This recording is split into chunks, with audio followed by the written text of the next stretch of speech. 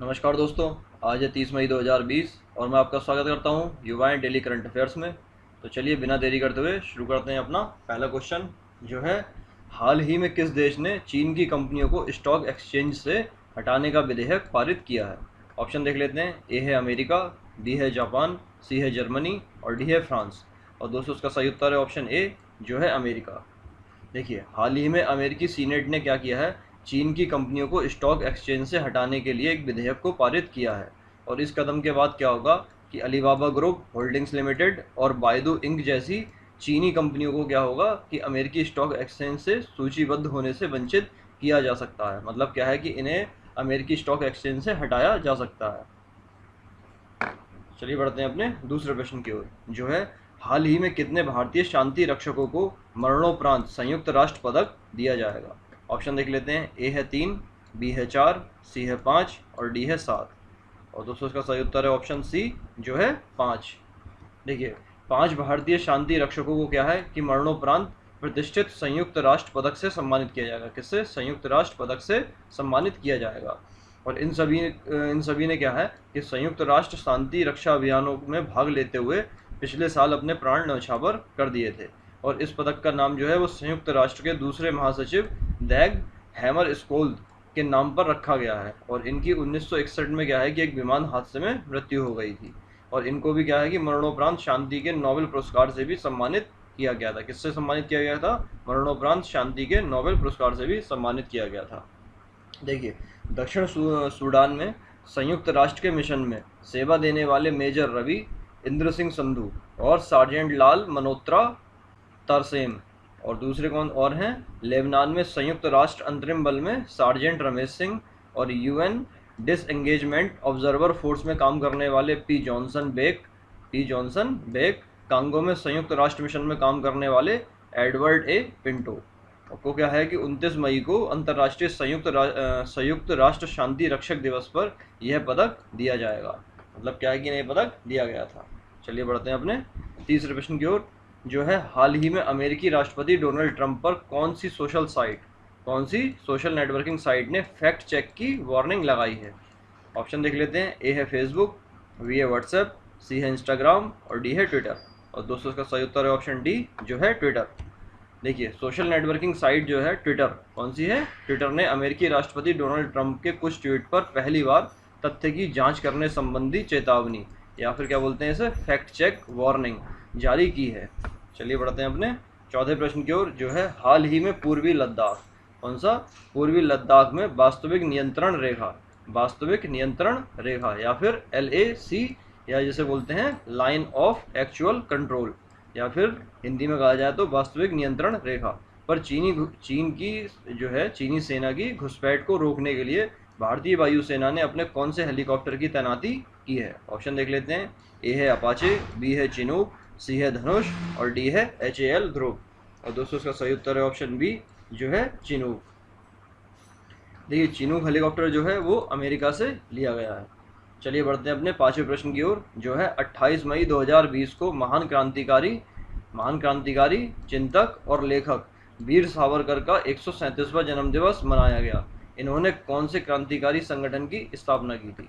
Option देख लेते हैं। ए है अभिनव भारत, बी है मित्र मेला, सी है हिंदुस्तान रिपब्लिकन आर्मी और डी है गदर पार्टी। और दोस्तों उसका सही उत्तर है ऑप्शन ए, जो है अभिनव भारत। देखिए, 28 मई 1883 ईस्वी को क्या था, विनायक दामोदर सावरकर का जन्म कहाँ पर हुआ था? नासिक के भागुर में हुआ था। और इन्होंने क्या किया था कि क्रांतिकारी संगठन अभिनव भारत की स्थापना की थी। और 26 फरवरी 1966 ईस्वी को इनका क्या हुआ था? निधन हो गया था। चलिए बढ़ते हैं अपने छठे प्रश्न की ओर, जो है हाल ही में कौन से देश ने कोरोना वायरस मरीजों के इलाज में दी जाने वाली दवा हाइड्रोक्सी क्लोरोक्विन पर रोक लगा दी है। ऑप्शन देख लेते हैं। ए है फ्रांस, बी है इटली, सी है अमेरिका और डी है ए और बी दोनों। और दोस्तों का सही उत्तर है ऑप्शन डी, जो है ए और बी दोनों। देखिए, फ्रांस और इटली ने क्या किया है कि कोरोना वायरस से संक्रमित मरीजों के इलाज में दी जाने वाली हाइड्रोक्सी क्लोरोक्विन दवा के इस्तेमाल पर क्या किया है? रोक लगा दी है। और मलेरिया के उपचार में प्रयोग होने वाली इस दवा से क्या है, सुरक्षा को लेकर सवाल उठने पर यह कदम उठाया गया है। चलिए बढ़ते हैं अपने सातवें प्रश्न की ओर, जो है हाल ही में उत्तर प्रदेश की योगी सरकार ने क्या किया है, दूसरे राज्यों से लौट रहे श्रमिकों या कामगारों को रोजगार उपलब्ध कराने के लिए किन संस्थाओं के साथ अनुबंध किया है? ऑप्शन देख लेते हैं। ए है इंडियन इंडस्ट्रीज एसोसिएशन या फिर IIA, बी है राष्ट्रीय रियल एस्टेट विकास परिषद या नरेडको, और सी है नाबार्ड, और डी है ए और बी दोनों। और दोस्तों इसका सही उत्तर है ऑप्शन डी, मतलब ए और बी दोनों, या फिर IIA इंडियन इंडस्ट्रीज एसोसिएशन और राष्ट्रीय रियल एस्टेट विकास परिषद, इन दोनों के साथ क्या किया है, अनुबंध किया है। और किस काम के लिए अनुबंध किया है? श्रमिकों और कामगारों को रोजगार उपलब्ध करवाने के लिए, जो दूसरे राज्यों से लौट करके उत्तर प्रदेश में आए हैं। चलिए बढ़ते हैं अपने 8वें प्रश्न की ओर, जो है हाल ही में वित्तीय स्थिरता, कौन सा? वित्तीय स्थिरता और विकास प्राधिकरण FSDC की कौन सी बैठक वीडियो कॉन्फ्रेंसिंग के द्वारा कहाँ पर? नई दिल्ली में संपन्न हुई। ऑप्शन देख लेते हैं। ए है 20वीं, बी है 21वीं, सी है 22वीं और डी है 24वीं। और दोस्तों इसका सही उत्तर है ऑप्शन सी, जो है 22वीं।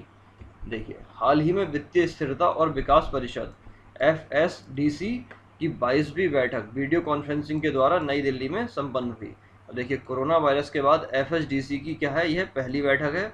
और इस बैठक की अध्यक्षता किसने की है? रिजर्व बैंक के गवर्नर जो हैं शशिकांत दास कर रहे थे। देखिए, वित्त मंत्री कौन है? निर्मला सीतारमण है। और RBI के गवर्नर जो हैं वो हैं शशिकांत दास हैं। और भारतीय प्रतिभूति और विनिमय बोर्ड या फिर सेबी के जो अध्यक्ष हैं वो हैं अजय त्यागी हैं। और बीमा नियामक व विकास प्राधिकरण या फिर IRDA के चेयरमैन जो हैं वो हैं सुभाष चंद्र खुंतिया हैं। और ऋण शोधन व दिवाला बोर्ड IBBI के जो चेयरमैन हैं वो हैं MM साहा। और पेंशन कोष नियामक व विकास प्राधिकरण PFRDA के चेयरमैन जो हैं वो हैं सुप्रीतम बंदोपाध्याय। और आर्थिक मामलों के सचिव कौन है? तरुण बजाज हैं। और राजस्व सचिव जो हैं अजय भूषण पांडे हैं। और वित्तीय सेवा सचिव कौन है? देवाशीष पांडा है। देखिए, उपरोक्त सभी अधिकारी वित्तीय स्थिरता और विकास प्राधिकरण की जो 22वीं बैठक है उसमें शामिल थे। आपको क्या करना है, इसका जो PDF है उसका लिंक डिस्क्रिप्शन में दिया हुआ है, उसको वहाँ से डाउनलोड करके आप इसको अपने पास रख सकते हैं। और जब भी आपको समय मिले तो ये पूरी की पूरी जो लिस्ट है उसको अच्छे से याद कर लीजिएगा। चलिए बढ़ते हैं अपने 9वें प्रश्न की ओर, जो है हाल ही में S&P ग्लोबल रेटिंग्स ने वित्त वर्ष 2020-21 में अर्थव्यवस्था में कितनी प्रतिशत की कमी का अनुमान जारी किया है?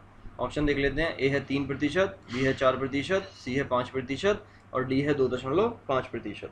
और दोस्तों इसका सही उत्तर है ऑप्शन डी, इसका सही उत्तर है ऑप्शन सी, जो है 5%। देखिए, S&P ग्लोबल रेटिंग्स ने क्या किया है, हाल ही में कहा है कि कोविड-19 महामारी की रोकथाम के लिए लगाए गए लॉकडाउन से आर्थिक गतिविधियां क्या हैं, बुरी तरह से प्रभावित हुए हैं। और जिनसे क्या है, भारतीय अर्थव्यवस्था चालू वित्त वर्ष 2020-21 में 5% तक का क्या कर सकती है, घट सकती है। चलिए बढ़ते हैं अपने 10वें प्रश्न की ओर, जो है हाल ही में कौन से राज्य ने लगातार आ रहे प्रवासियों और स्थानीय निवासियों को रोजगार देने के लिए मुख्यमंत्री स्वरोजगार योजना, कौन सी? मुख्यमंत्री स्वरोजगार योजना की शुरुआत की है। ऑप्शन देख लेते हैं। ए है उत्तर प्रदेश, बी है मध्य प्रदेश, सी है बिहार और डी है उत्तराखंड। और दोस्तों इसका सही उत्तर है ऑप्शन डी, जो है उत्तराखंड। चलिए बढ़ते हैं अपने 11वें प्रश्न की ओर, जो है हाल ही में हिंदुस्तान इंसेक्टिसाइड्स लिमिटेड या फिर HIL किस देश को टिड्डियों के प्रकोप से निपटने के लिए 25 टन कीटनाशक की आपूर्ति करेगा? ऑप्शन देख लेते हैं। ए है ईरान, बी है बांग्लादेश, सी है मंगोलिया और डी है यमन। और दोस्तों उसका सही उत्तर है ऑप्शन ए, जो है ईरान। क्या है, हिंदुस्तान इंसेक्टिसाइड लिमिटेड HIL किसे करेगा? ईरान को 25 टन कीटनाशक की आपूर्ति करेगा। चलिए बढ़ते हैं अपने 12वें प्रश्न की ओर, हाल ही में digital insurance company Aegon life insurance company ने क्या है, कौन सी कंपनी के साथ मिलकर कोविड-19 कवर के साथ लाइफ इंश्योरेंस प्रोडक्ट की शुरुआत की है? ऑप्शन देख लेते हैं। ए है स्नैपडील, बी है फ्लिपकार्ट, सी है अमेजन और डी है गूगल पे। और दोस्तों का सही उत्तर है ऑप्शन बी, जो है फ्लिपकार्ट। देखिए, अब क्या है, फ्लिपकार्ट पर कोविड-19 बीमारी के इंश्योरेंस कवर की खरीदारी की जा सकती है। और digital insurance company Aegon life ने क्या किया है, फ्लिपकार्ट के साथ मिलकर कोविड-19 कवर के साथ लाइफ इंश्योरेंस प्रोडक्ट की शुरुआत की है। और इसके तहत क्या है कि कोविड-19 की जांच के बाद न्यूनतम 24 घंटों तक अस्पताल में भर्ती होने की स्थिति में 1 लाख रुपए तक के खर्च के कवरेज के साथ साथ मृत्यु होने की स्थिति में जीवन बीमा का लाभ मिलेगा, मतलब क्या है इसमें, एक तो कोविड-19 कवर हो गया और साथ के साथ है लाइफ इंश्योरेंस भी है इसके साथ में। चलिए बढ़ते हैं अपने आज के प्रश्न की ओर, जो है मेघालय राज्य का गठन कब हुआ था। ऑप्शन देख लेते हैं। ए है 1962, बी है 1963, सी है 1969 और डी है 1972। आपको क्या करना है दोस्तों, इस प्रश्न का उत्तर देना है कमेंट के माध्यम से। तो थैंक्स फॉर वॉचिंग। अगर आपको आज का वीडियो पसंद आया है तो इसे लाइक कीजिए, कमेंट में आप हमें सुझाव दे सकते हैं और प्रश्न का उत्तर दीजिए। साथ साथ इस वीडियो को अपने फ्रेंड सर्कल में शेयर कीजिए और अगर आप नए हैं हमारे चैनल पर तो इसे सब्सक्राइब कीजिए। चलिए मिलते हैं कल के अंक में, तब तक के लिए जय हिंद, जय भारत।